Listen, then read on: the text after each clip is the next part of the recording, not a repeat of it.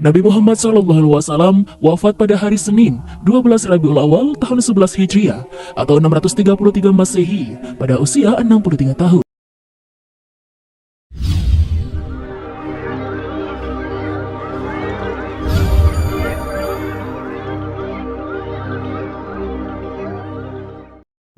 Isyarat dekatnya ajal Rasulullah dimulai ketika Nabi SAW beriktikaf di bulan Ramadan tahun 10 Hijriah dan Malaikat Jibril mengulang Al-Quran hingga 2 kali dalam tahun itu bersama dengan Rasulullah. Kemudian di Padang Arafah saat Haji Wada, sebagian pertanda bahwa umur Rasulullah hidup di dunia tidak lama lagi. Rasulullah SAW pun bersabda, "Aku tidak tahu pasti, barangkali setelah tahunku ini, aku tidak akan bertemu lagi dengan kalian di tempat wukuf ini untuk selamanya." Selanjutnya, Rasulullah kemudian beranjak menuju mimbar, seraya bersabda, "Sesungguhnya aku yang mendahului kalian, dan sesungguhnya aku menjadi saksi terhadap kalian. Demi Allah, sungguh saat ini aku sedang melihat liang kuburku. Kepadaku telah diserahkan kunci-kunci perbendaharaan bumi atau kunci-kunci bumi. Dan demi Allah, aku tidak mengkhawatirkan kalian akan musyrik setelahku. Akan tetapi, yang kutakutkan kalian akan berlomba-lomba mendapatkan kunci-kunci itu." Hadis riwayat Bukhari dan Muslim. Ibnu Mas'ud radhiyallahu an berkata, ketika ajal Rasulullah SAW dekat, Rasulullah mengumpulkan kami di rumah Aisyah radhiyallahu an. Kemudian Rasulullah memandang kami sambil berlinang air matanya, lalu bersabda, "Marhaban bikum, semoga Allah memanjangkan umur kamu semua. Semoga Allah menyayangi, menolong, dan memberikan petunjuk kepada kamu. Aku berwasiat kepada kamu agar bertakwa kepada Allah. Sesungguhnya aku adalah sebagian pemberi peringatan untuk kamu. Janganlah kamu berlaku sombong terhadap Allah. Allah Subhanahu wa Ta'ala berfirman, kebahagiaan dan kenikmatan di akhirat kami jadikan untuk orang-orang yang tidak ingin menyombongkan dirinya dan membuat kerusakan di muka bumi. Dan kesudahan surga itu bagi orang-orang yang bertakwa." Kemudian kami bertanya, "Bila ajal engkau ya Rasulullah?" Rasulullah pun menjawab, "Ajalku telah hampir dan akan pindah ke hadirat Allah, ke Sidratul Muntaha dan ke Jannatul Mawa, serta ke Arsyilah." Kami bertanya lagi, "Siapakah yang akan memandikan engkau ya Rasulullah?" Rasulullah pun menjawab, "Salah seorang ahli bait." Kami bertanya, "Bagaimana nanti kami mengkafani engkau ya Rasulullah?" Rasulullah pun menjawab, "Dengan bajuku ini atau pakaian Yamania." Kami pun bertanya, "Siapakah yang mensalatkan Rasulullah di antara kami?" Kami menangis dan Rasulullah pun turut menangis. Kemudian Rasulullah pun bersabda, "Tenanglah, semoga Allah mengampuni kamu semua. Apabila kamu semua telah memandikan dan mengkafaniku, maka letakkanlah aku di atas tempat tidurku di dalam rumahku ini. Di tepi liang lahat kuburku, kemudian keluarlah kamu semua dari sisiku. Maka yang pertama-tama mensolatkan aku adalah sahabatku, Jibril alaihissalam. Kemudian Mikail, kemudian Israfil, kemudian Malaikat Israel beserta bala tentaranya. Kemudian masuklah kamu dengan sebaik-baiknya, dan hendaklah yang mulai sholat adalah kaum lelaki dari pihak keluargaku.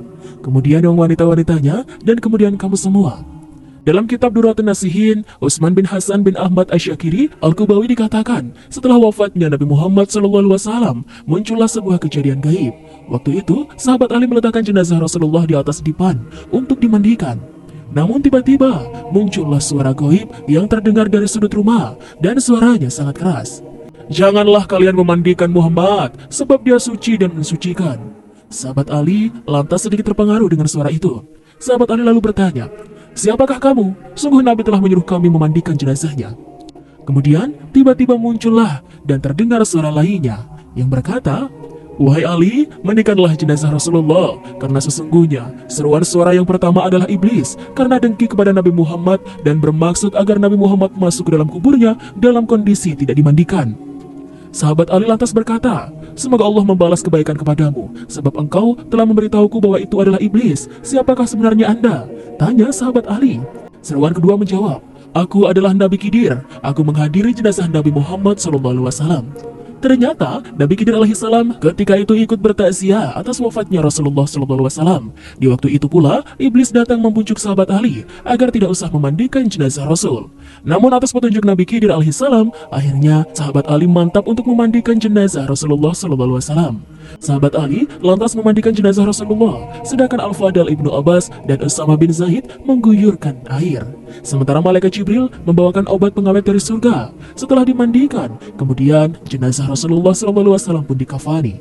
Setelah jenazah Rasulullah telah dimandikan, dikafani, dan disolati, barulah jenazah Rasulullah disemayamkan ke liang kubur. Jenazah Rasulullah SAW dimakamkan di kamar Sayyidina Aisyah radhiyallahu an. Kemudian Sayyidah Aisyah radhiyallahu an berdiri di atas kubur Nabi SAW dan berkata, "Wahai orang yang tidak pernah memakai sutra dan tidak pernah tidur di atas kasur yang empuk, wahai orang yang keluar dari dunia sedangkan perutnya tidak pernah kenyang dengan roti gandum, wahai orang yang lebih suka tikar daripada ranjang, wahai orang yang tidak pernah tidur sepanjang malam karena takut kepada neraka." Ibnu Rajab mengatakan, saat Rasulullah wafat, kaum muslimin tercengang hebat. Ada yang tercengang hingga tak sadarkan diri, ada pula yang tidak bisa berkata-kata. Ada yang tidak mau lagi tinggal di Madinah, seperti Bilal bin Rabah. Bahkan ada yang meminta kepada Rasulullah agar matanya dibutakan Allah Subhanahu wa Ta'ala, karena dia hanya ingin orang yang terakhir ia lihat adalah Rasulullah, ialah Abdullah bin Zaid. Dan ada yang mengingkari kematian Rasulullah, seperti halnya Umar bin Khattab radhiyallahu an. Aisyah radhiyallahu anha menuturkan, ketika Rasulullah wafat, muncullah kemunafikan di berbagai wilayah.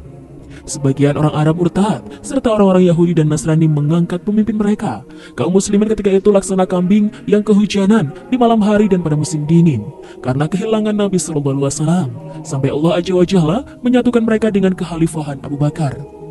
Rasulullah SAW bukan hanya membuat sedih keluarga dan seluruh kaum muslimin, namun seluruh alam dan seisinya juga ikut bersedih. Sosok Rasulullah SAW yang lembut berakhlak mulia tentu sangat dirindukan dan tidak akan tergantikan di dalam hati para pencintanya. Dan syafaatnya sangat diharapkan umatnya di akhirat kelak. Semoga kelak kita senantiasa dapat meneladani akhlak mulia Rasulullah SAW. Amin amin Allahumma amin. Setan adalah pengikut sejati iblis. Pada hari kiamat kelak, iblis dan para pengikutnya akan menerima laknat dan siksa yang amat pedih. Ketika itu, kursi dari api didatangkan. Kemudian, iblis laknatullah duduk di atas kursi itu, sedangkan posisi para setan dan orang-orang kafir berkumpul di samping iblis. Iblis kemudian mengeluarkan suara layaknya bunyi keledai yang meringkih-ringkih. Iblis kemudian berkata, "Wahai penduduk neraka, bagaimana kalian menemukan janji Tuhan kalian hari ini?" Mereka pun menjawab, "Janji Allah itu benar."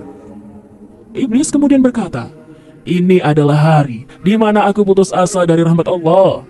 Allah Subhanahu wa Ta'ala kemudian memerintahkan para malaikat untuk memukuli iblis dan pengikutnya menggunakan palu yang terbuat dari api. Azab yang diterima iblis dan pengikutnya tidak hanya itu. Mereka lalu dilemparkan ke dalam kobaran api neraka dan mereka tidak mendengarkan perintah untuk keluar dari neraka selama-lamanya. Na'udzubillahi min dzalik. Dalam sebuah riwayat dikisahkan, kelak pada hari kiamat, iblis didatangkan dan diperintahkan duduk di atas kursi berapi. Lalu, di atas leher iblis, terdapat sebuah kalung laknat. Allah Subhanahu wa Ta'ala kemudian memerintahkan malaikat Zabaniyah untuk menyeret iblis dari kursinya. Mereka berupaya keras untuk melakukannya, tapi sayangnya mereka malah tidak mampu menyeret iblis dari kursi itu. Kemudian, Allah Subhanahu wa Ta'ala memerintahkan 80.000 malaikat untuk menyeret iblis, namun mereka tetap gagal. Kemudian Allah Subhanahu wa Ta'ala memerintahkan Israfil alaihissalam dan malaikat Israel alaihissalam. Masing-masing dari mereka berdua ditemani 80.000 malaikat. Namun tetap saja malaikat sebanyak itu tidak mampu memindahkan iblis. Allah Subhanahu wa Ta'ala kemudian berfirman kepada mereka, "Seandainya saja para malaikat yang berjumlah berlipat ganda berkumpul untuk melakukan hal itu, sungguh mereka tidak akan kuat memindahkan iblis selama kalung laknat masih berada di lehernya." Hal ini memiliki makna bahwa iblis akan tetap dan kekal berada di neraka tanpa bisa bergeser sedikit pun dari tempatnya di neraka. Na'udzubillahi min dzalik. Sebenarnya, ketika di dunia, iblis pernah ingin bertaubat karena merasakan penyesalan akan kedurhakaannya kepada Allah Subhanahu wa Ta'ala. Dalam kitab Musyafaqatul Qulub dikatakan bahwa dahulu suatu ketika iblis pernah mendatangi Nabi Musa alaihissalam. Iblis lantas berkata kepada Nabi Musa, "Wahai Musa, engkau ini adalah seorang yang dipilih Allah untuk mengemban risalahnya. Dia telah menyampaikan firman-Nya langsung kepadaku." Nabi Musa alaihissalam tahu bahwa yang datang kepadanya adalah iblis. Lalu Nabi Musa alaihissalam pun menjawab, "Ya, benar apa yang engkau mau, wahai yang terlaknat?" Iblis pun berkata, "Wahai Musa, katakanlah kepada Tuhanmu bahwa salah satu makhluknya sungguh-sungguh memohon pertobatan." Kemudian Allah Subhanahu wa Ta'ala lantas menurunkan wahyu kepada Nabi Musa alaihissalam. "Wahai Musa, katakanlah kepadanya, sungguh aku mengabulkan apa yang kau mohonkan. Perintahkanlah iblis agar bersujud ke kuburan Nabi Adam. Jika dia bersujud kepadanya, maka aku akan menerima taubatnya dan mengampuni dosa-dosanya." Setelah itu, Nabi Musa alaihissalam lantas menyampaikan wahyu Allah itu kepada iblis. Setelah mendengarkannya, iblis malah marah dengan sombongnya berkata, "Hei Musa, aku tidak mau sujud kepada Adam di surga saat ia hidup. Bagaimana mungkin aku mau bersujud kepadanya saat ia sudah mati?" Begitu sombongnya iblis dan selalu saja membangkang perintah Allah. Oleh sebab itu, siksaan iblis pun semakin pedih ketika kelak di neraka. Ketika di neraka, dikatakan kepada iblis, "Bagaimana kau merasakan siksaan Allah?" Iblis pun menjawab, "Siksaan paling pedih yang pernah ada." Kemudian dikatakan kepada iblis, "Sesungguhnya Nabi Adam berada di taman surga. Sujudlah kepadanya dan minta ampunlah kepadanya supaya kau diampuni." Namun, iblis masih saja menolak untuk bersujud, sehingga siksanya pun semakin pedih 70 kali lipat lebih pedih dari sebelumnya, dan lebih pedih dari siksaan yang diterima para penghuni neraka.